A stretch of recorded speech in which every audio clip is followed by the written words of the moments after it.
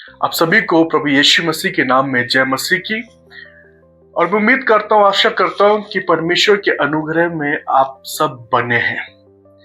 आज मैं आपके सामने एक विषय को लेके आया हूँ और मेरा टॉपिक है कि परमेश्वर कुछ करने पर है। आप इस बात पे विश्वास रखें, इस बात पे यकीन करें कि परमेश्वर आपके जीवन में कुछ करने पर है। बहुत बार हमें लगता है कि बहुत से दरवाजे हमारे लिए बंद हो गए।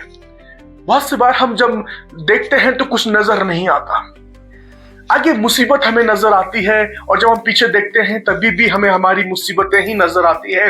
चारों तरफ से आपके हालात ने, आपकी मुसीबत ने आपको घेर के रखा है और फिर हम इस बात को सोचते हैं कि हम यहाँ से कैसे बाहर निकले, हम यहाँ से कैसे कूच करें, हमारी कौन सहायता करेगा, हमारी कौन मदद करेगा। और हम इस बात से हमारा विश्वास कमजोर हो जाता है और हम सोचते हैं कि कौन हमारे लिए खड़ा होगा।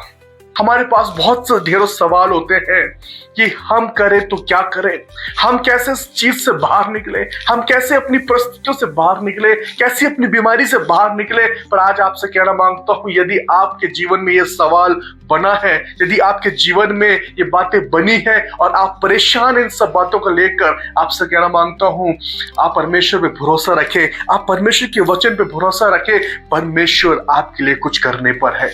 हम अपने के लिए कुछ मार्ग चुन लेते हैं कि हाँ, हो सकता है इस मार्ग में चलने से कहीं ना कहीं मैं अपनी परिस्थितियों से निकल पाऊंगा।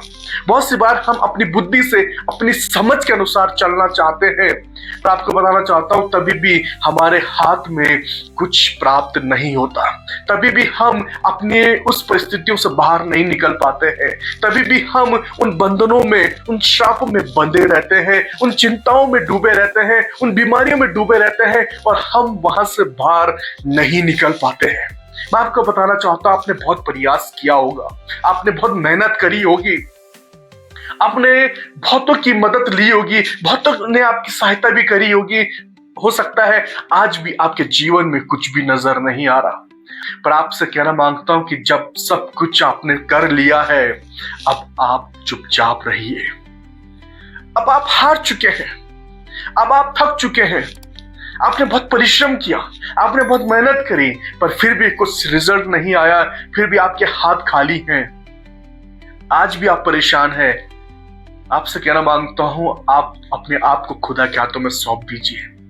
आप परमेश्वर में भरोसा रखिए, वो आपके लिए कुछ करने पर है। और परमेश्वर मेरे और आपके जीवन में तभी काम करता है जब हम अपने आप को, अपने विश्वास को खुदा के हाथों में सौंप देते हैं। एक ऐसा ही वाक्य बाइबल से मैं आपको बताना चाहता हूं। परमेश्वर के लोग जिनके विषय में लिखा है कि ये मिस्र में गुलामी में थे और ये बहुत साल तक मिस्र के अंदर एक गुलामी का जीवन जी रहे थे। और जब परमेश्वर ने देखा कि मेरे लोग जो गुलामी में है, जो बंधुआई में है, परमेश्वर चाहता था कि मैं अपने लोगों को वहां से निकाल कर एक ऐसे देश में लेके जाऊं जिसका वायदा परमेश्वर ने उनसे किया था। क्योंकि परमेश्वर उनसे प्यार करता था, परमेश्वर उनकी चिंता करता था और परमेश्वर चाहता था कि मैं अपने लोगों को मिस्र से छुड़ाकर, गुलामी से छुड़ाकर, उस श्राप से छुड़ाकर, उन बंधनों से छुड़ाकर मैं उनको एक ऐसी देश में, ऐसी जगह लेके जाऊंगा जहां दूध और मधु की धाराएं बहती हैं। और जब वो मिस्र से निकल के आए और जब वो कनान की तरफ बढ़ रहे थे तो बीच में एक ऐसी घटना घटती है कि जब उनको आगे लाल समुद्र दिखता है और बाइबल बताती है कि वो आगे लाल समुद्र को पार नहीं कर सकते थे। और जब वो उस लाल समुद्र के पास पहुंचे तो बहुत डर गए, घबरा गए, उस बात से डर गए कि अब हम यहां से आगे कैसे जाएं, क्योंकि आगे लाल समुद्र है और पीछे फिरौन की सेना है जो उनको नाश करने के लिए उनका पीछा कर रही है। ये लोग डर गए, ये लोग घबरा गए, ये भूल गए कि जिस परमेश्वर ने इन्हें मिस्र से छुड़ा के लेके आया है, जिस परमेश्वर ने इन पर दया करी है, जिस परमेश्वर ने इनके लिए खाने का प्रबंध किया है, इनके लिए अगुवे का प्रबंध किया है, वही परमेश्वर इनको यहां से बाहर निकालेगा। पर ये इस बात को भूल गए और मूसा को कोसने लगे, मूसा पर गुस्सा करने लगे, ये बड़बड़ाने लगे, ये बकने लगे। खुदा के लोगों, बहुत सी बार जब आपके जीवन में डर आएगा तो वो डर आपके विश्वास को कमजोर कर देगा। वो डर आपको मजबूर कर देगा कि आप कुड़कुड़ाने लगो, और हम डर के चक्कर से उस घबराहट में होकर अपने विश्वास को कमजोर कर लेते हैं और परमेश्वर के विरुद्ध बोलने लगते हैं। इनको लग रहा था कि अब हम नाश हो जाएंगे। इनको लग रहा था कि क्या हम इतनी दूर इस जंगल में मरने को आए। मैं आपसे कहना चाहता हूं कि जब इनको कुछ नजर नहीं आया, जब इनको कोई मार्ग नजर नहीं आया, तब ये डर गए। निर्गमन की किताब उसका 4वां अध्याय 13वीं आयत में यदि आप पढ़ेंगे तो मूसा अपने लोगों से बातें कर रहा है और मूसा उनको हियाव दे रहा है, मूसा उनको विश्वास दिला रहा है। और क्या कह रहा है मूसा?